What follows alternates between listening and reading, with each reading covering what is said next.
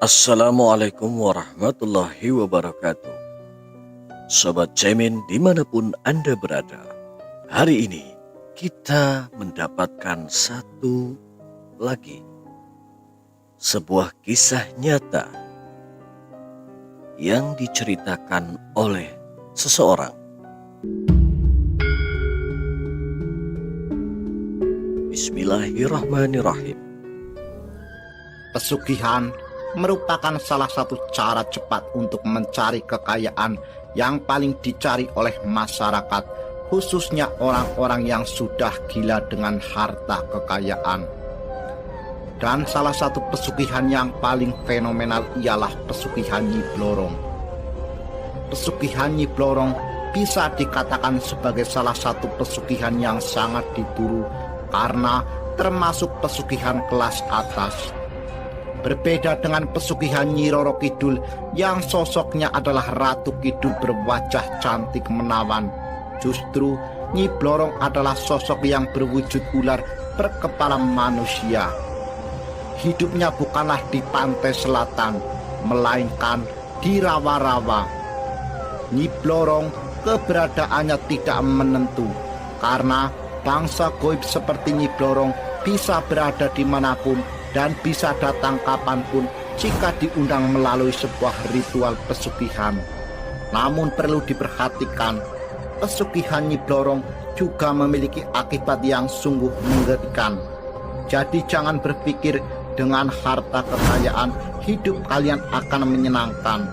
Namun bisa jadi hidup kalian akan terus dekat dengan maut yang bisa kapan saja menjemput pelakunya. Sebelum melakukan ritual pesugihan ini, yaitu sang pelaku harus mencari guru atau paranormal yang bisa dimintai ilmu pesugihan. Kemudian pelaku pesugihan harus melakukan ritual cawi sesaji, yang merupakan ritual yang dilakukan dengan menyediakan kamar yang nantinya akan dipakai si pelaku pesugihan untuk mengundang Nyi Blorong. Inilah awal pesugihan Nyi Blorong dan akibat yang mengerikan. Di dalam ruangan tersebut, Nyi Blorong akan datang dalam wujud wanita cantik bergaun hijau. Kemudian pelaku pesugihan akan melakukan hubungan intim dengan Nyi Blorong. Selama hubungan berlangsung, pelaku harus memastikan bahwa tidak ada orang yang boleh melihat atau mengetahui ritual ini. Jika sampai ada orang yang melihatnya, akibatnya si pelaku akan kehilangan nyawa saat itu juga. Setelah selesai berhubungan, Nyi Blorong akan pergi dengan sendirinya. Namun sebelum pergi, Nyi Blorong akan meninggalkan beberapa sisiknya yang berwujud emas. Emas tersebut tidak bisa dijual dan ditukar dengan uang. Namun sisik emas tersebut dipercaya bisa menjadi jimat untuk mendatangkan kekayaan. Kekayaan akan datang melalui kesuksesan usaha ataupun yang lainnya. Namun pesugihan Nyi Blorong juga memiliki akibat yang sangat riskan, yaitu suatu saat jika pelaku pesugihan sudah kaya, maka sang pelaku pesugihan akan didatangi Nyi Blorong dan akan meminta nyawa dari tumbal yang sudah disepakati sebelumnya. Selain itu, Nyi Blorong juga akan melakukan hal yang sangat mengerikan, yaitu akan menghisap darah dan raga pelakunya dan akan digunakan sebagai pembantu atau prajurit Nyi Blorong di istana goibnya. Memang tidak ada pesugihan yang tidak beresiko, termasuk pesugihan Nyi Blorong.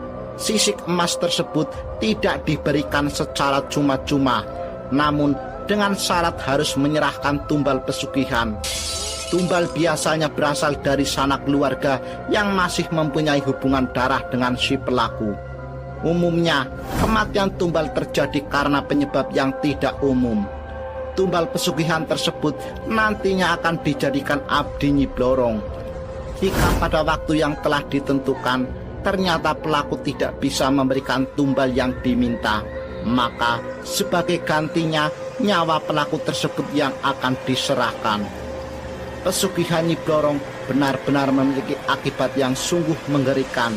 Belum lagi dosa yang harus ditanggung di akhirat kelak.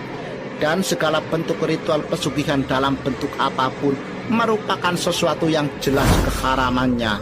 Jadi, jangan sekali-kali Anda berniat melakukan ritual pesugihan dalam bentuk apapun, karena itu hanya akan membuat kalian celaka. Sobat Cemin, demikianlah. Semoga dapat menghibur kalian dan bisa membuat bulu kuduk merinding. Sobat Cemin, jangan lupa like, komen, share, dan subscribe supaya channel ini semakin berkembang dan bisa senantiasa memberikan cerita-cerita misteri, cerita-cerita horor, cerita-cerita mistis yang bisa membuat bulu kuduk merinding.